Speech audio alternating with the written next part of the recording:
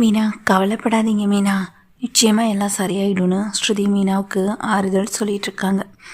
மீனாவுக்கு என்னதான் ஆறுதல் எல்லாரும் சொன்னாலும் அந்த கவலை மட்டும் மனசுக்குள்ளே இருந்துக்கிட்டே இருக்குது. ரவி ஸ்ருதிக்கிட்ட சொல்லிகிட்டு இருக்காங்க, அன்னைக்கு நைட்டே ரூமில் குழந்தை வேணான்னு தள்ளி போட்டோம். ஆனால் குழந்தை பெற்றுக்கணும்னு நினைக்கும் போது அந்த குழந்தை நமக்கு கிடைக்காம போயிடுதில்ல ஸ்ருதின்னு சொல்ல, நீ கடைசியில் எங்கே வந்து நிற்பன்னு எனக்கு நல்லா தெரியும். நமக்கு குழந்தைய பெற்றுக்கிற ஐடியாவே இல்லை. அப்படி உனக்கு குழந்தை வேணும்னா சொல்லு, நாம் எங்கேயாவது ஆசிரமத்தில் போய் குழந்தைய தத்தெடுத்து கூட வளர்த்துப்போன்னு சொல்லிட்டு ஸ்ருதி கோவமாக பேசிட்டு படுத்துடுறாங்க. ஆனால் ரவிக்கு மட்டும் மனசே சரியில்லை. முத்துவுக்கு அன்றைக்கி இப்படி நடந்திருக்கக்கூடாது, எல்லாத்துக்கும் காரணம் அந்த சிந்தாமணி தானேன்ற ஒரு கோவம் ரவிக்குமே இருக்குது. அடுத்த நாள் விஜயாவுக்கும் இந்த விஷயம் தெரிஞ்சதுனாலேயோ எங்கே விஜயா வந்துட்டு இதுக்கு மேலே இந்த விஷயத்தை பற்றி வீட்டில் பேசாமல் அமைதியாக இருக்காங்க. அதே நேரத்தில் அண்ணாமலை எவ்வளோ செலவானாலும் பரவாயில்ல, மீனாவுக்கு பார்க்க வேண்டிய ட்ரீட்மெண்ட் எல்லாத்தையும் பார்த்துடணும், அப்போ தான் வந்துட்டு நல்லதும் நடக்கும் அப்படின்னு சொல்ல, சரிப்பா அதெல்லாம் நான் பார்த்துக்கிறப்பான்னு சொல்லிட்டு இருக்காங்க. ஏண்டா மனோஜ், என்னடா ஏண்டா நீ இப்படி அமைதியாகவே இருக்கன்னு சொல்ல, நான் என்ன பண்ண முடியும்னு மனோஜ் ரவியை பார்த்து கேட்க, உன்னால தான் மீனா அண்ணியும் முத்துவும் அவ்வளோ கஷ்டப்பட்டாங்க. அந்த ஃபினான்சியருக்கு பணத்தை கொடுக்க கடைசி நிமிஷம் வரைக்கும் போராடிக்கிட்டு இருந்தது முத்துவும் அன்னியும் மட்டும்தான். இப்போ அவங்களுக்கு ஒரு கஷ்டம், ட்ரீட்மெண்ட் செலவுக்காக கூட உன்னால் முடிஞ்சதை எதுவுமே செய்ய மாட்டியா நீ அப்படின்னு சொல்லும்போது, நானே கஷ்டப்பட்டு 5 லட்சம் ரூபா ரெடி பண்ணியிருக்கேன், இதுக்கு மேலெலாம் என்னால் எதுவும் செய்ய முடியாது, என்கிட்டலாம் எதுவும் எதிர்பார்க்காதீங்க அப்படின்னு மனோஜ் சொல்லிட்டு போக, அவன் அப்படி தானே தெரியாதா, அதுவும் அவங்ககிட்டலாம் எதிர்பார்க்கலன்னா எங்களுக்கு தேவையானதை நாங்களே பார்த்துக்கிறோண்டா ரவி, நீ எங்களுக்கு நிறைய ஹெல்ப் பண்ணியிருக்க, நீயும் பழகுறலும், நிச்சயமாக அந்த ஹெல்ப்பெல்லாம் நாங்கள் என்றைக்குமே மறக்க மாட்டோன்னு முத்துமும் சொல்லிட்டு சவாரிக்கு கிளம்புறாங்க. முக்கியமான சவாரி மீனா, போயிட்டு வந்து நான் ஹாஸ்பிட்டல் கூட்டிகிட்டு போகிறேன்னு சொல்ல, பரவாயில்லைங்க நம்ம எதுவாகவே போய்க்கிறேன், எனக்கு பூ கொடுக்க வேண்டியது இருக்குன்னு சொல்ல, நீ ரொம்ப அலைய வேணாம் அப்படின்னு முத்து சொல்லிடுறாங்க. அதனால் மீனாவும் அதிகமான அலைச்சலை வந்துட்டு கண்ட்ரோல் பண்ணிக்கிட்டு சரி நம்ம பொறுமையாக போவோம் அப்படின்ற ஒரு முடிவோடு இருக்காங்க. இங்கே முத்து வந்துட்டு அவசரமாக ஒரு சவாரி கூட்டிகிட்டு போகிறாங்க. டெய்லி சவாரி அப்படின்னு சொல்லிக்கிட்டே இங்கே கொண்டு போய் விட்டுட்டு இங்கே செட்டுக்கு வந்து ரொம்ப கவலையோடு இருக்க செல்வம் விஷயத்தை கேள்விப்பட்டு ரொம்ப வருத்தப்படுறாங்க. சரி முத்து, அப்போ இந்த சவாரியை நான் பார்த்துக்கிறேன், நீ தங்கச்சியை ஹாஸ்பிட்டலுக்கு ட்ரீட்மெண்ட்டுக்காக கூட்டிகிட்டு போகிற வேலையை மட்டும் பாரு அப்படின்னு சொல்ல, இன்றைக்கி ஒரு நாள் தான், மற்ற நாள்லாம் இப்போதைக்கு இல்லை, அவங்க சொல்கிற டைமுக்கு நம்ம போனால் போதும் அப்படின்னு முத்து சொல்கிறாங்க. சரிதான், ஆனாலும் நீ கொஞ்சம் கவனமாக தங்கச்சியை பார்த்துக்கோ அப்படின்னு சொல்ல, சரின்னு இங்கே முத்துவும் சொல்லிடுறாங்க. முத்து கொஞ்ச நேரத்தில் மீனாவை கூட்டிகிட்டு ஹாஸ்பிட்டலுக்கு போகிறாங்க. ஹாஸ்பிட்டல் போயிட்டு ட்ரீட்மெண்ட்லாம் எடுக்கவும் செய்கிறாங்க. அவங்களும் இந்த டேப்லெட்லாம் போட்டால் சரியாயிடுவோம் அப்படின்னு சொல்கிறாங்க. இதனால் மீனாவுக்கும் கொஞ்சம் மனசுக்கு நிம்மதியாக தான் இருக்குது. அதுக்கப்புறமா இங்கிலீஷ் கிளாஸ்க்கு போகிறாங்க. அங்கே ஸ்வேதாவும், மீனா நீங்கள் கிளாஸ்க்கெலாம் வர வேணாம், நான் இன்றைக்கி எடுக்கிற ஒவ்வொரு கிளாஸையும் நான் உங்களுக்கு நோட் பண்ணி உங்களுக்கு நான் வாட்ஸ்அப்பில் சென்ட் பண்ணுறேன், நீங்கள் வீட்டிலேருந்தே கூட பார்த்துக்கலாம், ஒன்றும் பிரச்சனை இல்லை, நீங்கள் இவ்வளோ ரிஸ்க் எடுத்து இங்கே இவ்வளோ தூரம் நீங்கள் ஸ்ட்ரெயின் பண்ணி வரவும் வேணான்னு சொல்ல, ஆமாம் மீனா சொன்னால் கேளு மீனான்னு சொல்ல, இல்லைங்க பரவாயில்ல மீனா எவ்வளவோ சொல்கிறாங்க. ஆனால் ஸ்வேதாவும் முத்துவும் கம்பல் பண்ணி அவங்க கிளாஸ்க்கு வர வேண்டாம் அப்படின்னு சொல்லிடுறாங்க. மீனாவுக்கு ஒரு பக்கம் ரொம்ப ரொம்ப கஷ்டமாக தான் இருக்குது. நம்மளால் ஒரு குழந்தைக்கு அம்மா ஆகாமல் போயிட முடியுமோ, இங்கே இவருக்குன்னு ஒரு குழந்தைய கொடுக்க முடியாமல் போயிட முடியுமோன்னு ரொம்ப வருத்தப்பட்டு இருக்காங்க. அதே நேரத்தில் விஜயாவும் வீட்டில் வந்து கொஞ்சம் சந்தோஷமாக இருக்காங்க. இப்படியாச்சும் இங்கே மனோஜுக்கு ஒரு நல்ல பொண்ணாக பார்த்து கல்யாணம் பண்ணி வச்சு அந்த பொண்ணு மூலமாக வீட்டுக்கு வர வாரிசை நம்ம ஏற்றுக்கணும் அப்படின்னு நினச்சி சந்தோஷத்தில் இருக்காங்க. அந்த பொண்ணு மூலமாக வர வாரிசு தான் நம்ம வீட்டுக்கு முதல் வாரிசு, மூத்த வாரிசாகவும் இருக்கணும்னு அந்த யோசனை வந்துட்டு விஜயாவுக்கு இருக்க தான் செய்யுது.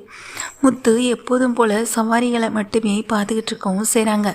ரெஸ்டாரண்ட்டில் இருக்க ஸ்ருதிக்கிட்ட ரவி உடனே ரொம்ப கோவமாக வந்துட்டு வீட்டுக்கு வா போகலாம் அப்படின்னு சொல்லும்போது, ஏய் இன்னைக்கு என்ன கஸ்டமர்ஸ்லாம் வந்திருக்காங்க, நீ என்னடானா உடனே வீட்டுக்கு கிளம்பணுங்கிற அப்படின்னு அங்கே ஸ்ருதி கேட்க, நீ கிளம்பு ஸ்ருதி போகலான்னு ரவி என்ன பண்ணுறாங்க, ஸ்ருதியை கூட்டிகிட்டு அங்கேருந்து நேராக வீட்டுக்கு கிளம்புறாங்க.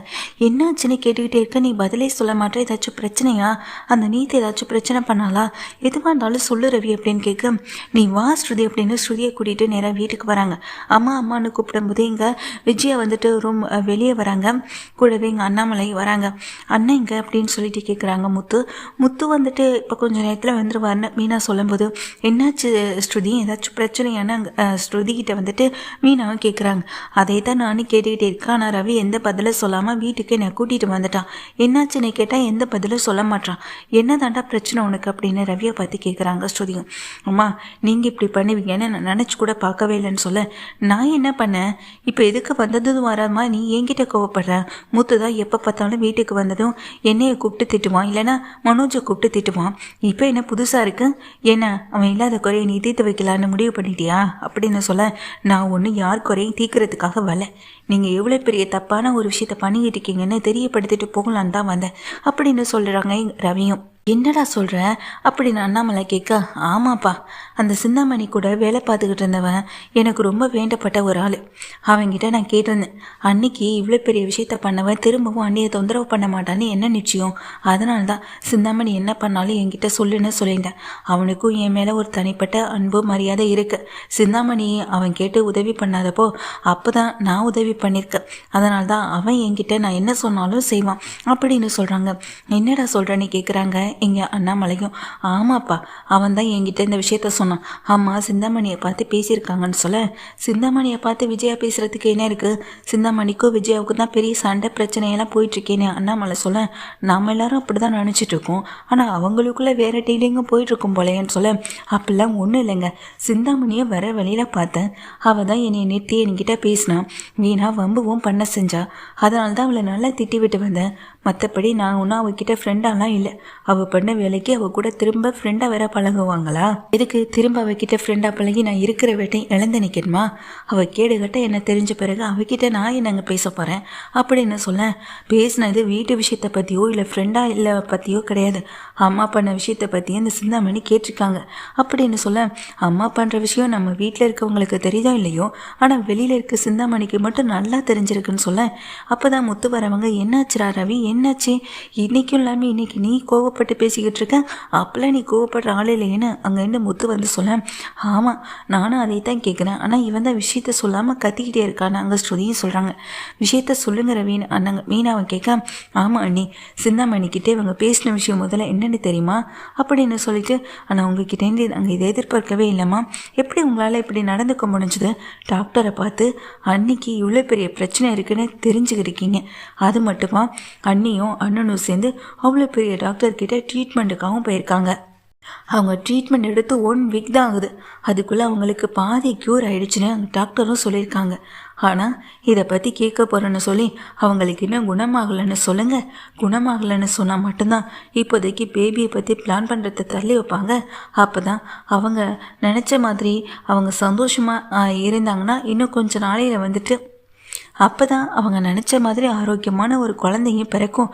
இப்போதைக்கு மீனாவுடைய உடம்பு அதுக்கு ஒத்துழைக்க மாட்டுது அப்படி இப்படின்னு சொல்லி டாக்டர்கிட்ட சொல்லி முத்துக்கிட்டையும் மீனா அண்ணிக்கிட்டையும் இந்த மாதிரி இன்னும் குணமாகலை, இன்னும் ட்ரீட்மெண்ட் எடுக்கணும்னு சொல்லி நீங்கள் பொய் சொல்லியிருக்கீங்க அப்படின்னு சொல்லி இங்கே ரவியை சொல்ல, என்னடா ரவி சொல்கிறேன்னு கேட்க, இப்படிப்பட்ட ஒரு அம்மாவை நான் எங்கேயுமே பார்த்ததில்ல. ஒரு பிரச்சனைனா அதை சரி பண்ணுற அம்மாவை பார்த்துருக்கேன். ஆனால் பிரச்சனையே சரி பண்ணவே கூடாது, பிரச்சனை இருந்துக்கிட்டே இருக்குன்னு நினைக்கிற அம்மாவை இப்போ தான் முதல் தடவையே பார்க்குறேன். உண்மையிலே இவங்க தான் நம்ம எல்லாரையுமே பெற்றாங்களான்ற சந்தேகமும் எனக்கு இருந்துக்கிட்டே இருக்குது அப்படின்னு சொல்ல, அண்ணாமலை பார்க்குறாங்க. சாரிப்பா அப்படின்னு ரவி அண்ணாமலையை பார்த்து சொல்லிட்டு முத்துவையும் பார்க்குறாங்க, மீனாவையும் பார்க்குறாங்க. அண்ணி அப்படி என்ன கெடுதல் பண்ணிட்டாங்க? இல்லை முத்து தான் இந்த வீட்டுக்கு அப்படி என்ன கெடுதல் பண்ணிட்டான்? மனோஜ் பண்ணுற தப்பை தாண்டியலமா இந்த வீட்டில் முத்து பெரிய தப்பை பண்ணிட்டான். சொல்ல போனால் லிஸ்ட்டு போட்டால் மனோஜ் பண்ணுற தப்பு தான் எங்கள் லிஸ்ட்டு பெருசாகவே இருக்கும். முத்து அப்படி எந்த தப்புமே இந்த வீட்டில் பண்ணவும் இல்லை, பண்ணவும் கிடையாது. ஆனால் நீங்கள் அவனையும் இங்கே மீனா அண்ணியையும் மொத்தமாக வெறுத்து ஒதுக்கிறீங்க. எப்படிம்மா உங்களால் இப்படிலாம் நடந்துக்க முடியுது? இந்த விஷயம் தெரிஞ்சுக்கிட்டு சிந்தாமணி கூப்பிட்டு அசிங்கப்படுத்திருக்கா. அதுதான் நடந்திருக்கு. அதைத்தான் அவன் என்கிட்ட விஷயத்த சொன்னான் அப்படின்னு சொல்ல, இதை கேட்ட எங்கள் விஜயா கை 2ஐயும் முறுக்கிக்கிட்டு தலையை கீழே தொங்க போட்டுக்கிட்டு அவமானப்பட்டு நிற்கவும் செய்கிறாங்க. இவ்வளோ விஷயம் பண்ணியிருக்க விஜயா, சொல்லு விஜயான்னு அங்கே அண்ணாமலை கேட்க, அப்பா வேணாம், இவங்களை நீங்கள் அடிக்கணும்னு நினச்சாலோ திருத்தணும்னு நினச்சாலோ திருந்த போகிறதும் இல்லை, அடிக்கிறதுனால இவங்க மாற போகிறதும் இல்லை. இப்படி தான் இருக்கணும்னு அவங்க முடிவெடுத்துட்டாங்க. அப்படியே இருந்துட்டு போகட்டுமே, விட்டுருங்கப்பா அப்படின்னு அங்கே ரவி முதல் தடவையாக இப்படி விஜயாவை எதிர்த்து பயங்கரமாக கத்தி கோவப்பட்டுட்டேன். இதுதான் விஷயமா ரவி அப்படின்னு அங்கே ஸ்ருதியும் கேட்குறாங்க. ஆமான்னு சொல்ல, நீ இந்த விஷயத்த முதலே சொல்லியிருக்கலாம்ல, வரும்போதே இவங்க மேலே ஒரு போலீஸில் கம்ப்ளைண்ட் கொடுத்துட்டு வந்திருக்கலாமே, டாக்டர்கிட்டே பணத்தை கொடுத்து விலைக்கு வாங்கணும்னு நினச்சவங்கன்னு சொல்லி கம்ப்ளைண்ட் கொடுத்தா போலீஸ் வந்து கைது பண்ணிட்டு போக போகிறாங்கன்னு சொல்ல, ஐயோ இல்லைம்மா, நான் அப்படியெல்லாம் எந்த அர்த்தத்துலையும் போய் குழந்தையெல்லாம் பெற்றுக்க கூடாதுன்றதுக்காக அந்த டாக்டரை பார்த்து பேசல, இவளுடைய உடம்பும் நல்லா இருக்கணும்ல, அதுக்காக தான் இப்படியெல்லாம் நான் சொன்னேன் அப்படின்னு சொல்ல, புரியுது ஆண்டி உங்களுடைய நல்ல எண்ணம் என்னன்னு. இங்கே மனோஜும் பணத்தை ரெடி பண்ணிட்டாரு, பணத்தை கொடுத்தா டிவோர்ஸ் கிடச்சிரும், டிவோர்ஸ் கிடச்சா அடுத்த கல்யாணத்துக்கு ஏற்பாடு பண்ணலாம், அதுக்கப்புறமா மனோஜுக்கு பிறகு போகிற வாரிசு தான் இந்த வீட்டுக்கு குழந்தையா வரணும், அதுக்காக தானே இத்தனை மாசமாக டைம் கேட்டிருக்கீங்க அந்த டாக்டர்கிட்ட அப்படின்னு சொல்லிட்டு அங்கே ஸ்ருதியும் சொல்ல, எப்படிம்மா இந்த வீட்டுக்காக எவ்வளோ கெடுதல் இவன் பண்ணியிருக்கான், மீனா அண்ணியும் முத்துவும் இந்த வீட்டுக்காக பணத்துக்காக எவ்வளோ கஷ்டப்பட்டிருக்காங்க, எல்லாத்தையும் கூடவே இருந்து பார்த்துட்டு எப்படி அவங்களுக்கு துரோகம் செய்ய முடிஞ்சதுன்னு சொல்லிட்டு கேட்குறாங்க. அதுக்கு முத்துவும், விடுறா ரவி, அம்மா பண்ணுறதுன்னு பெரிய விஷயம் இல்லையே, அவங்க புதுசாக வித்தியாசமாக இதெல்லாம் பண்ணிகிட்ருக்க தானே செய்வாங்க, ஆனால் எங்களுக்கு ஒரு சந்தோஷம், மீனாவுக்கு குணமாயிடுச்சு, இன்னும் பாதி ட்ரீட்மெண்ட் எடுத்தால் முழுமையாக குணமாயிடும்னு சொன்னீங்கள, எங்களுக்கு அதுவே போதும், இந்த சந்தோஷமான விஷயமே போதும். ஒரு வாரமாக ட்ரீட்மெண்ட் போனதுக்கு ஒரு நல்ல நியூஸ் அவனை மூலமாக எனக்கு கிடச்சிருக்கு அப்படின்னு அங்கே முத்துவும் சொல்கிறாங்க. மீனா அப்போ உனக்கு சந்தோஷமானு சொல்ல, ஆமாங்க அப்படின்னு சொல்லி சந்தோஷப்படுற அதே வேளையில், அத்தை நீங்கள் பயப்படுற மாதிரி எதுவுமே நடக்காது, ஏன்னா நாங்களே இப்போதைக்கு குழந்தை வேண்டான்னு தான் இருக்கோம், நாங்கள் குழந்தை வேண்டான்னு இருக்கிறதுக்கு முதல்ல காரணம் என்ன தெரியுமா, அதுக்கும் நீங்கள் தான் காரணம். இந்த வீட்டில் ஒரு அம்மாவுடைய பாசம் கிடைக்காம என் புருஷன் இந்த மாதிரி உங்கள் பாசம் இந்த வீட்டில் என் பிள்ளைக்கு கிடைக்காம இருக்கக்கூடாது, உங்கள் பிள்ளைக்கு நீங்கள் கொடுக்காத பாசத்தை என் பிள்ளைக்கு நீங்கள் காட்டணும்னு ஆசைப்பட்றேன், அதனால தான் குழந்தை வேணான்னு நாங்கள் தள்ளி போட்டோம் அப்படின்னு மீனா எல்லார்கிட்டே இந்த உண்மையை சொல்ல, மீனா இதெல்லாம் நல்லாவா இருக்குது, இதெல்லாம் லைஃப்பில் சரியே இருக்காத ஒரு விஷயம், உங்களுக்கு ஆசை இருந்துச்சுன்னா நீங்கள் ஒரு குழந்தை பெற்றுக்கிறதுக்கு யாருமே தடையாக இருக்கக்கூடாது, இப்போ உங்கள் உடம்பே உங்களுக்கு ஒத்துழைப்பு கொடுக்குறேன்னு சொல்லியிருக்கு, இதை தாண்டி வேறு என்ன வேணும் உங்களுக்கு, மற்றவங்களுக்காக வாழாமல் நீங்கள் உங்களுக்காக வாழுங்க மீனா அப்படின்னு சொல்ல, ரவி ஸ்ருதியை பார்க்க ஸ்ருதி இதுக்கு மேலே எதுவுமே பேசாமல் அமைதியாக இருக்காங்க. அப்போ தான் இங்கே செல்வம் ஓடி வராங்க. நீ முத்து அப்படின்னு சொல்லிட்டு ஓடி வரேன், என்னாச்சு அப்படின்னு சொல்லி கேட்குறாங்க. ஒரு நல்ல விஷயம் அப்படின்னு சொல்ல, நானும் ஒரு நல்ல விஷயத்த சொல்லணும், மீனாவுடைய ட்ரீட்மெண்ட்டில் பாதி குணமாயிடுச்சுன்னு சொல்லிட்டாங்கடா, எனக்கு அதுவே போதும்னு முத்து சொல்லும்போது, ரொம்ப சந்தோஷம்டா முத்து, நீ இவ்வளோ பெரிய நல்ல விஷயத்த சொல்லியிருக்க அப்படின்னு அங்கே செல்வமும் சொல்கிறாங்க. ஆமாம், நீ என்ன நல்ல விஷயம் சொல்கிறதுக்காக ஓடி வந்த அப்படின்னு முத்து வந்துட்டு கேட்குறாங்க செல்வத்துக்கிட்ட. செல்வமும் அப்போ தான் முத்துக்கிட்ட சொல்கிறாங்க, இல்லைடா நான் இதை எதிர்பார்க்கவே இல்லைடா முத்து, நீ தினமும் ஒரு வயசான லேடியை கூட்டிகிட்டு போவல அப்படின்னு சொல்ல, ஆமாம் அவங்களுக்கு ட்ரீட்மெண்ட்டுக்காக நான் அடிக்கடி ஹாஸ்பிட்டல் கூட்டிகிட்டு போவேன், அதுக்கப்புறமா ஈவினிங் வந்துட்டு அவங்க முக்கியமான வேலை விஷயமா வெளியே போயிருப்பாங்க, அவங்கள பிக்கப் பண்ணி கொண்டு வந்து விடுவேன், இந்த சவாரியை கூட நீ கேட்டுக்கிட்டே இருந்தியே, மீனாவுடைய ட்ரீட்மெண்ட்டை பாரு, இந்த சவாரியை நான் பார்த்துக்கிறேன்னு சொன்னேன், ஆனால் நான் தான் இதை நான் பார்த்தே ஆகணும்னு கட்டாயப்படுத்தி நான் பார்த்தேன்னு நான் அங்கே முத்துவை சொல்ல, ஆமாம் முத்து அவங்க எவ்வளோ பெரிய ஆள் தெரியுமா அப்படின்னு சொல்கிறாங்க. எவ்வளோ பெரிய ஆள் அப்படின்னு சொல்லி கேட்க, முத்து ஒரு நிமிஷம் இரு அப்படின்னு சொல்லிட்டு கீழே போயிட்டு அந்த லேடியை மேலே கூட்டிகிட்டு வராங்க. அந்த லேடி மேலே வந்ததும், வாங்கம்மா வாங்க உள்ளே வாங்க வந்து உட்காருங்க அப்படின்னு சொல்ல, யார் இவங்கன்னு ஏதுன்னே தெரியாமல் முத்துவும் ரவி மீனா அப்புறம் ஸ்ருதி எல்லாருமே வந்துட்டு பார்த்துக்கிட்டு இருக்காங்க. விஜயாவும் அண்ணாமலையும் இருக்க, மீனா ஓடி போயிட்டு, வாங்கம்மா வாங்க, உங்களை பற்றி இவர் நிறைய பேசியிருக்காரு, அடிக்கடி உங்களை பற்றி தான் பேசுவாருன்னு சொல்லிட்டு காஃபி கொண்டு வந்து கொடுக்குறாங்க. உங்கள் ஹஸ்பண்டும் என்கிட்ட பேசுகிற ஒரே விஷயம் மீனான்னு உங்களை பற்றி மட்டுமே தான், எப்படிமா இருக்க, உடம்பு இப்போ எப்படி இருக்குன்னு சொல்லி கேட்க, இப்போ கொஞ்சம் பரவாயில்ல மேடம் அப்படின்னு சொல்லிட்டு இருக்காங்க. வந்து அந்த லேடியும் இங்கே வந்து கீழே உட்காடுறாங்க. அங்கே ஷோபாவில் உட்கார்ந்ததுக்கு பிறகு முத்துவும், நீங்கள் என்ன விஷயமா, அதுவும் என் வீடு தேடி இவ்வளோ தூரம் வந்திருக்கீங்கன்னு சொல்ல, ஏம்மா நீங்கள் ரொம்பவே கஷ்டத்தில் இருக்குன்னு சொல்லிட்டு இருந்தீங்க, அது மட்டும் இல்லாமல் இப்போ உங்களுக்கு பிரச்சனைலாம் ஓகேவா, நல்லாயிட்டீங்களான்னு சொல்லி கேட்க, இப்போ நான் நல்லா இருக்கப்பான்னு சொல்கிறாங்க. யார் முத்து, என்ன பிரச்சனை அப்படின்னு அண்ணாமலை கேட்க, இல்லைப்பா இவங்களை நான் வாடிக்கையாக என்னுடைய காரில் தான் ஹாஸ்பிட்டல் கூட்டிகிட்டு போவேன், ஒரு நாள் இவங்களுக்கு ஹெவி பெயின் வந்துடுச்சு, ரொம்ப பெயின், கால் வலி தாங்க முடியலன்னு சொன்னாங்க, அவங்கள நான் தான் டாக்டர்கிட்ட கூட்டிகிட்டு போய் விட்டேன்னு சொல்ல. டாக்டர்கிட்ட கூட்டிகிட்டு போய் விட்டது மட்டும் இல்லை, அன்னைக்கு என்னுடைய முழு செலவையை ஏற்றுக்கிட்டதே உங்கள் பையன் மட்டும்தான் சொல்கிறாங்க. அப்படியா? ரொம்ப சந்தோஷம். என் பையன் இப்படி நிறைய நல்ல விஷயங்களை பண்ணிக்கிட்டே தான் இருப்பான். யாருக்கு எந்த கஷ்டம் வந்தாலும் ஓடி போய் நிற்பான்.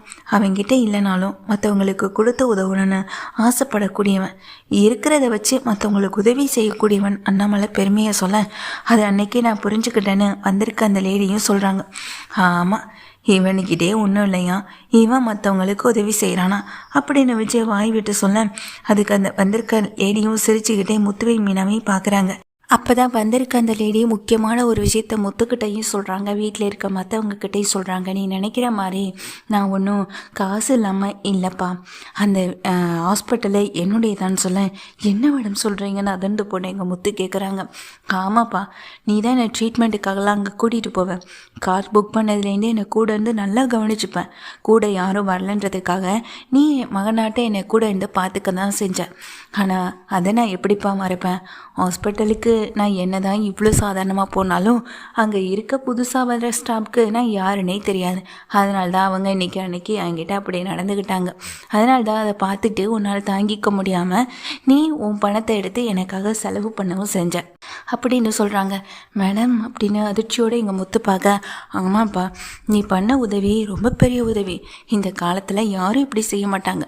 ஆனால் ஒரு வயசான அம்மா சரி இப்படி கஷ்டப்படுறாங்களே, கூட இருந்து பார்த்துப்போன்னு நினச்சி பார்த்தியா? உன்னுடைய பெருந்தன்மை, உன்னுடைய மனசு, இது எல்லாமே எனக்கு ரொம்ப பிடிச்சிருந்தது. அதான் உன்னை பற்றி விசாரித்தேன். நீ காசெட் வச்சுருக்கதா சொன்னாங்க. உன்னுடைய ஒய்ஃப் கூட இப்போது ட்ரீட்மெண்ட்டுக்காக வந்துட்டு போனதையும் சொன்னாங்க அப்படின்னு சொல்ல. ஆமாம் மேடம், நான் கூட என் ஒய்ஃப்க்கு அங்கே தான் ட்ரீட்மெண்ட்லாம் பார்த்தேன்னு சொல்லும்போது உன் ஒய்ஃப்க்கு ஆன ட்ரீட்மெண்ட் செலவு எல்லாத்தையுமே நான் ஏற்றுக்கிட்டேன் அப்படின்னு சொல்ல. ஐயோ மேடம் பரவாயில்ல, அதெல்லாம் எதுவும் வேணாம் அப்படின்னு சொல்ல. அப்படிலாம் நீ எதுவுமே சொல்லக்கூடாதுப்பா முத்து. நான் சொன்னது தான் இப்போது உன்னுடைய மனைவிக்கு ட்ரீட்மெண்ட் பார்த்த பணம் எல்லாமே திரும்ப ரிட்டர்ன் கிடைக்கும். அது மட்டும் இல்லை, உன்னுடைய மனைவி இனி ப்ரெக்னென்ட் ஆகி பேபி பிறக்கிற வரைக்கும் அனைத்து செலவுகளையும் எங்களுடைய ஹாஸ்பிட்டலை எடுத்துக்கும். அதை பற்றி நீ கவலையே பட வேண்டாம்னு சொல்ல. ஐயோ மேடம் அதெல்லாம் எதுவும் வேணான்னு சொல்ல. அப்புறம் இன்னொரு முக்கியமான விஷயம், நீ என்ன தான் வேணான்னு சொன்னாலும் அப்புறம் ஒரு முக்கியமான விஷயம் அப்படின்னு சொல்கிறாங்க. என்ன மேடம் அப்படின்னு சொல்லி கேட்க, நீ எனக்காக நிறைய டைம் ஸ்பெண்ட் பண்ணி உன்னுடைய பல சவாரியை விட்டுட்டு என் கூடவே இருந்தே நான் கவனித்து நான் இங்கேருந்து கூட்டிகிட்டு வரவும் செஞ்சுருக்கேன். என் பசங்கள்லாம் ஃபாரினில் செட்டில் ஆனாலும் நான் உழைச்ச உழைப்பில் நான் உருவாக்கின ஹாஸ்பிட்டலில் நான் ட்ரீட்மெண்ட் எடுத்துக்கிட்டாலும் என் கூடவே இந்த பார்த்துக்கிற, அன்பாக பார்த்துக்கிற, அக்கறையாக பார்த்துக்கிற ஒரு பிள்ளையிலே நினச்சி நான் பல நாள் வருத்தப்பட்டிருக்கேன். அந்த வருத்தத்தை எல்லாம் போக்குற விதமாக நீ என்கிட்ட நடந்துக்கிட்ட விதம் என்னை ரொம்பவே சந்தோஷப்படுத்துனுச்சு. அதனால தான்ப்பா ஒரு முக்கியமான விஷயத்த உங்ககிட்ட சொல்லணும்னு நினைக்கிறேன் அப்படின்னு சொல்ல. அண்ணாமலை விஜயான்னு எல்லாருமே ஆடி போய் நிற்கிறாங்க. அப்போ தான் அந்த அம்மா இங்கே முத்துக்கிட்ட சொல்கிறாங்க, நீ என்னுடைய மகனா என் வீட்டுக்கு வந்துடுறியான்னு சொல்லி கேட்க. மேம் அது வந்து அப்படின்னு தயங்கிப்படி நிற்க. புரியுது, உன்னுடைய ஃபேமிலியை விட்டுட்டு உன்னால் வர முடியாதுன்றது என்னால் புரிஞ்சுக்க முடியுது. ஆனால் எனக்கு நீ என் கூட இருந்தால் நான் சந்தோஷமாக இருப்பேன்னு தோணுது அப்படின்னு சொன்ன உடனேயே விஜயா சொல்கிறாங்க, அது எப்படி? அவன்லாம் இந்த வீட்டை விட்டு வரமாட்டான், முக்கியமாக அவன் அப்பாவை விட்டு அவன் வரவே மாட்டான் அப்படின்னு சொல்ல. உடனே அண்ணாமலை சொல்கிறாங்க, முத்து அவங்க தான் உன் கூட கொஞ்ச நாள் இருக்கணும்னு ஆசைப்பட்றாங்களே, நீயும் மீனாவும் வேணும்னா கொஞ்ச நாள் அவங்க கூட போய் அவங்க வீட்டில் இருங்கப்பா அப்படின்னு சொல்ல. இல்லைப்பா நாங்கள் எப்படின்னு சொல்லும்போது, நீங்கள் 2 பேரும் என் வீட்டுக்கு வந்தால் நான் ரொம்ப சந்தோஷப்படுவேன்னு அந்த அம்மாவும் சொல்ல. விஜயாவுக்கு பயங்கர டென்ஷன் ஆகுது. முத்துவும் மீனா ஒருத்தர் மாற்றி ஒருத்தர் பார்த்துக்கினேன், ஆனால் என்னால் நிரந்தரமாக அங்கே இருக்க முடியாதுன்னு சொல்ல. நான் எப்போ இந்த உலகத்தை விட்டு போவேன்னு தெரியாது. நல்லவங்களை பார்க்குறதே கஷ்டமாக இருக்குது, அது உங்களை மாதிரியான ஆட்களை பார்க்குறது ரொம்ப அபூர்வமாக இருக்குது. நீங்கள் என் கூட என் வீட்டுக்கு வந்து ஒரு 2 நாள் இருந்தால் நான் ரொம்ப சந்தோஷப்படுவேன்னு சொல்ல. இவ்வளோ தூரம் சொல்கிறாங்கல்ல, இவங்களுக்காக தான் நம்ம போவோங்க அப்படின்னு முத்துவும் மீனாவும் முடிவெடுத்துறாங்க. முத்துவும் மீனாவும் அங்கே தான் போகிறவும் செய்கிறாங்க. அங்கேருந்து கிளம்பி போன பிறகு வீட்டில் இருக்க எங்கள் விஜயா, என்ன நீங்கள் எப்பயுமே முத்துவை உங்கள் கூடவே வச்சுப்பேன்னு சொல்லுவீங்க, இன்றைக்கி ஏதோ பெரிய இடத்த அம்மா கேட்டாங்க அப்படின்னோடனே உங்கள் பையனை அனுப்பி வச்சிட்டீங்க அப்படின்னு சொல்ல. விஜயா, எனக்கும் என் புள்ள மேலே நிறைய அன்பு பாசம்லாம் இருக்குது. அந்த அம்மா பேசினதை நீயே கேட்டல, அப்படிப்பட்டவங்க புள்ள தான் கூட இல்லையே நினச்சி வருத்தப்படுறாங்க. ஒரு 2 நாள் முத்துவும் மீனாவும் இருந்துட்டு வர்றதுனால எதுவுமே ஆகிட போகிறதில்ல. அப்படின்னு இங்கே அண்ணாமலையும் சொல்கிறாங்க. அடுத்த நாள் இங்கே மனோஜ் வந்துட்டு, அம்மா முக்கியமான விஐபி நான் அன்றைக்கி பார்க்க போகிறேன்னு சொல்ல, சரி மனோஜ் நல்லபடியாக இந்த வேலையை முடிச்சுட்டு வந்துடுன்னு சொல்ல, சரிம்மா அப்படின்னு சொல்லிட்டு அங்கேருந்து மனோஜ் கிளம்பி வீட்டிலேருந்தே கிளம்பி வெளியே போகிறாங்க. வெளியே போன மனோஜ் வந்துட்டு போகிற இடமே இங்கே முத்து மீனா தங்கியிருக்க இடத்துக்கு தான். அப்பாடா ஒரு வழியாக நம்ம இவங்க வீட்டுக்கு வந்தாச்சு. இவங்களை எப்படியாவது நாம் நினச்சது போல் இவங்க மனசை மாற்றி மொத்த ஆர்டரையும் நம்மளே வாங்கணும். பெரிய அப்பார்ட்மெண்ட் கட்டியிருக்காங்க. ஏற்கனவே கட்டின அப்பார்ட்மெண்ட்லேருந்து நமக்கு ஆர்டர் கிடைச்ச மாதிரி இப்போ இந்த அப்பார்ட்மெண்ட்லேருந்து நமக்கு ஆர்டர் கிடைக்கணும். அதோட ஓனரை தானே பார்க்க வந்திருக்கோன்னு நினச்சி வெயிட் பண்ணிக்கிட்டு இருக்காங்க இங்கே மனோஜோ. அப்போ தான் உள்ளே இருக்க முத்துவும் மீனாவும், அம்மா உங்களுக்கு தேவையானதெல்லாம் சமைச்சிட்டேன், நீங்கள் சாப்பிடுங்கம்மான்னு சொல்ல, நீயும் வந்து உட்காருமா. ஆமாம் முத்து எங்க அப்படின்னு சொல்லி கேட்க, அவர் இப்போ வந்துடுவாருமான்னு சொல்லிட்டு இருக்காங்க. அப்போ தான் முத்து வந்துட்டு கார் ஓட்டிட்டு வந்துடும்போது, இது முத்துவோட கார் மாதிரி இருக்கேன்னு வெளியே நிற்கிற மனோஜ் பார்த்துக்கிட்டே இருக்காங்க. முத்து உள்ளே வரும்போதே மனோஜை பார்த்துறாங்க. இவன் இங்கே என்ன பண்ணுறான் அப்படின்னு நினச்சிட்டு இருக்காங்க எங்கள் முத்துவும். அப்புறம்தான் வண்டியை கொண்டு போய் நிறுத்திட்டு உள்ளே வர முத்து, என்னம்மா உங்களை பார்க்க இங்கே மனோஜ் வெயிட் பண்ணிட்டு இருக்காருன்னு சொல்ல, மனோஜ் உங்கள் அண்ணன் தானே அப்படின்னு சொல்லி கேட்க, ஆமான்னு சொல்கிறாங்க. ஆமாம் அவர் இன்னைக்கு மீட் பண்ணுறதா சொல்லியிருந்தாரு அப்படின்னு சொல்ல, என்ன விஷயமானு சொல்லி கேட்குறாங்க. அவருடைய ஆர்டர் விஷயமா தான், ஆனால் அதை உங்கள் அண்ணனுக்கு கொடுக்க முடியாதுப்பா அப்படின்னு சொல்ல, ஏன் மேடம் என்னாச்சு அப்படின்னு சொல்ல, அவரை பற்றி விசாரித்த வரைக்கும் அவ்வளோ ஒரு நல்லதாக யாரும் சொல்லலை. அவர்கிட்ட பொருள் வாங்குறது இந்த மாதிரியான எந்த இதுவும் வேண்டாம்னு நினைக்கிறேன். அதுவும் உன்னோட அண்ணன்றதுக்காக நான் கொடுக்கலாம். ஆனால் இது பெரிய அப்பார்ட்மெண்ட்டுக்கு போகக்கூடிய ஒரு விஷயம்ப்பா, அங்கே எந்த பிரச்சனையும் வந்துடக்கூடாதுன்னு சொல்ல, மேம் அதுக்காக நாங்கள் உங்ககிட்ட வந்து கேட்கலாம் மாட்டோம், உங்கள் விருப்பம் தானே மேடம் அப்படின்னு சொல்லிடுறாங்க முத்துவும். மீனாவும் அதே விஷயத்த சொல்ல, கொஞ்ச நேரத்தில் மனோஜ் உள்ள கூப்பிட்டு இந்த ஆர்டரை கொடுக்க முடியாதுன்னு சொன்னதுனால மனோஜ் ரொம்ப கோவத்தோட வீட்டுக்கு போகிறாங்க. அந்த முத்துவும் மீனாவும் பண்ண வேலை தாம்மா. நான் இன்னைக்கு விஐபி சந்திக்கிறேன்னு இருந்ததே அது நம்ம வீட்டுக்கு வந்திருந்தாங்களே அவங்கள தாம்மா. அவங்க வீட்டுக்கு போய் நான் பார்க்கலான்னு போனால் அவங்க வீட்டில் இருந்த முத்துவும் மீனாவும் எனக்கு இந்த ஆர்டரை கொடுக்கக்கூடாதுன்னு சொல்லி அனுப்பி விட்டாங்க அப்படின்னு சொல்லிட்டு எங்கள் மனோஜ் ரொம்ப கோவத்தில் இருக்க, முத்து தான் அப்பாவை பார்க்குறதுக்காகவும் மீனா சமைச்சு கொடுத்த சாப்பாட்டை எடுத்துக்கிட்டும் வீட்டுக்கு வராங்க. அப்பா இந்தப்பா மீனா இன்னைக்கு நிறைய சமைச்சிருக்கா, அவங்க அந்த அம்மாவுக்காக சமைச்சதாப்பா எல்லாம் அப்படின்னு சொல்ல, சரிடா முத்து கொண்டு வந்து வை அப்படின்னு சொல்லும்போது, அங்கேருந்து சாப்பாடு எடுத்து வந்து வைக்க, உனக்கும் உன் பொண்டாட்டிக்கு திமிர் அதிகமாகிடுச்சுல, அந்த அம்மா வீட்டுக்கு போயிருந்துட்டு அந்த அம்மாவுடைய சொத்து எல்லாமே உங்களுக்கு கிடச்சிருன்ற மாதிரி நினச்சிட்டு இருக்கீங்களா? உங்கள் இஷ்டத்துக்கு ஆடிட்டு இருக்கீங்க. எப்படி இங்கே மனோஜுக்கு கிடைக்க இருந்த இந்த ஆர்டரை வந்துட்டு உங்களால் நீங்கள் எப்படி கேன்சல் பண்ண முடியும்? அந்த அம்மாவுக்கு தெரியலை இன்னமும் நீங்கள் எப்படிப்பட்டவங்கன்னு. தெரிஞ்சிருந்தால் உங்களை நேரம் இந்த வீட்டில் வச்சுட்டு இருக்குமா? எப்போவும் இந்த வீட்டை விட்டு வெளியே விரட்டி விட்டுருக்காது அந்த அம்மா அப்படின்னு கோபத்தோட எங்கள் விஜயா சொல்லும்போது, அதை கேட்டுட்ருக்க எங்கள் முத்துவும், நீங்கள் உங்கள் வாய்க்கு வந்தது போல் பேசாதீங்க, உங்கள் எண்ணம் போல தான் எல்லாரோட எண்ணமும் இருக்கும்னு நினைக்காதீங்க. நிச்சயமாக சொல்கிறேன், உங்களுடைய எண்ணம் வேறு என்னுடைய எண்ணம் வேறு அப்படின்னு அங்கே முத்துவும் சொல்ல, என்ன ஆச்சுப்பா அப்படின்னு அங்கே அண்ணாமலை கேட்குறாங்க முத்துக்கிட்ட. முத்து அப்போ தான் விஷயத்த சொல்கிறாங்க. ஆமாப்பா இவன் எவ்வளோ பெரிய வேலையை பார்த்துருக்கான்ல, அதான் இவனை பற்றி விசாரிச்சுட்டு யாருமே இவங்கிட்ட ஆர்டர் கொடுக்க தயங்குறாங்க, அதுக்கு நாங்கள் என்ன பண்ண முடியும்னு சொல்லிட்டு அங்கே முத்துவும் சொல்கிறாங்க. எல்லாம் இவங்க பண்ண வேலை தாங்கன்னு சொல்லும்போதே அப்போ தான் ஸ்ருதி இதை கேட்டுக்கிட்டு, போதும் ஆண்டி இன்னும் எத்தனை நாளைக்கு முத்து மீனா மேலே பள்ளியை போட்டு நீங்கள் வாழ்க்கையை ஓட்ட போகிறீங்கன்னே தெரியல. இதுக்கு முன்னாடி ஒரு பெரிய அப்பார்ட்மெண்ட்டில் ஆர்டர் கிடச்சிது, அது என்ன அந்த ரோஹிணியால் கிடச்சிதுன்னு நினச்சிங்களா? அது எல்லாமே இங்கே மீனா சொன்னதுனால தான் கிடச்சிது. மீனா மட்டும் யோசிக்காமல் அந்த இடத்துல உங்கள் பிள்ளை மனோஜோடைய ஷோரூமை பற்றி சொல்லாமல் இருந்தேன்னா அந்த ஆர்டர் அன்றைக்கி கிடச்சிருக்காது. அதையும் ரோஹிணி தான் வாங்கி கொடுத்தேன்னு இந்த வீட்டில் அவளை நல்ல விதமாக நினைக்கணுன்றதுக்காக மீனா கிட்ட சொல்லிட்டு தான் இந்த வேலையை செய்யவும் செஞ்சாங்க. எங்களுக்கு அப்போதைக்கு பிடிக்கவும் இல்லை விருப்பம் இல்லை. ஆனால் அந்த கிடைச்ச ஆர்டர் இங்கே மீனாவால் கிடைச்சதான். அப்படிப்பட்ட மீனா உங்கள் பிள்ளைக்கு எதிராக எதையுமே செய்ய மாட்டாங்க. நீங்கள் வேணும்னா முத்துவுக்கு மீனாவுக்கு எதிராக அதோ நேற்று பண்ணிங்களே, இங்கே சரியானதுக்கு பிறகும் டாக்டர்கிட்ட போய் பார்த்து இந்த மாதிரி சரியாகலைன்னு சொல்லுங்கன்னு சொன்னீங்களே, உங்களை மாதிரி கேவலமாலாம் இந்த வீட்டில் யாருமே செய்யவும் மாட்டாங்க அப்படின்னு ஸ்ருதி வாய்க்கு வந்தது போல் விஜயாவை பார்த்து திட்ட, விஜயா இதுக்கு மேலே பேச முடியாமல் அவமானப்பட்டு நிற்கவும் செய்கிறாங்க. இப்படி இவங்க எல்லாமே சண்டை போட்டு பிரச்சனை பண்ணிக்கிட்டு இருக்க சமயத்தில் தான் முத்துவுக்கு தேவைப்பட்ட அந்த வேண்டப்பட்ட அம்மாவும் மீனாவுமே இங்கே வீட்டுக்கு வராங்க. வீட்டுக்கு வந்தவங்க மீதியாக நின்றுக்கிட்டு இருக்க, ஏற்கனவே எல்லா விஷயத்தையுமே கேள்விப்பட்டேன், கேள்விப்பட்டதுனால தான் நானும் இங்கே வந்தேன். உங்கள் அண்ணன் நினைக்கிற மாதிரியோ இல்லை உங்கள் அம்மா நினைக்கிற மாதிரியோ எந்த தப்பும் நடக்கலை. இங்கே முத்துவும் மீனாவும் என்கிட்ட சொன்னதுனால இந்த ஆர்டரை நான் உங்களுக்கு கொடுக்காம இல்லை.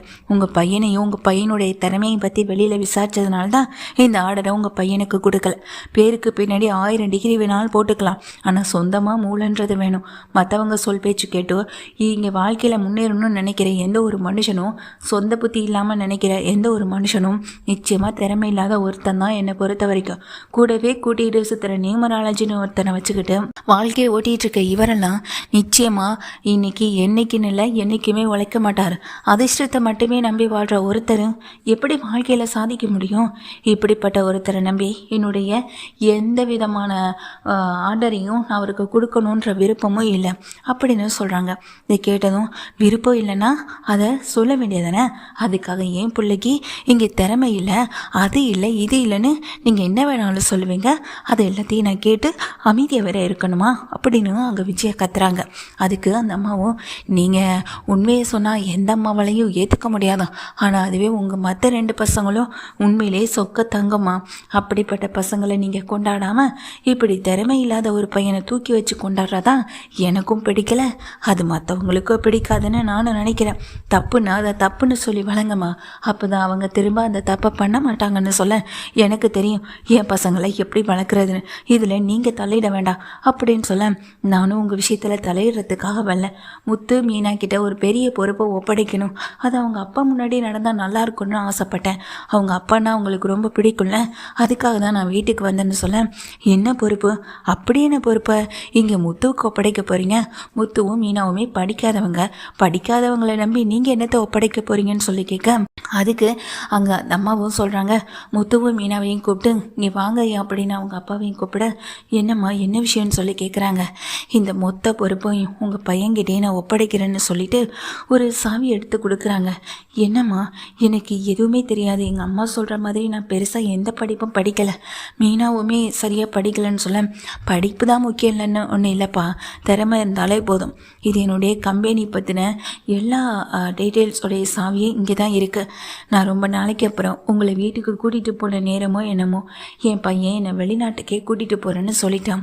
நானும் அவங்க கூட போய் கடைசி காலத்தை கழிக்கலான்னு இருக்கேன்.